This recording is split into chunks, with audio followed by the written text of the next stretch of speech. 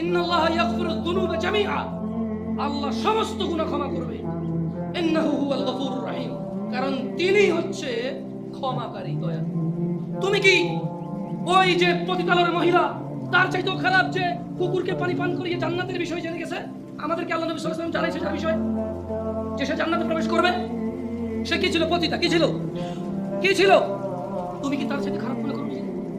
যে আল্লাহ পতিতা কুকুরকে পানি খাওয়াইলে সন্তুষ্ট হয়ে জান্নাত দেয়, যে আল্লাহ 99 জন লোককে হত্যা করার পর যে বলছে ক্ষমা নাই তাকে হত্যা করছে, এরপরেও মনের ভিতরে কেমন জ্বালা যন্ত্রণা যে আমি কোথায় গেলে মাপ পাবো, কেমনে আমি মাপ পাবো, এই যে মনের ওর এই যে দ্বিধা দ্বন্দ্ব যে আছে, তো একজন বিচার করে ফেলবে, মাপ না পেলে কি হবে, কে করবে মাপ?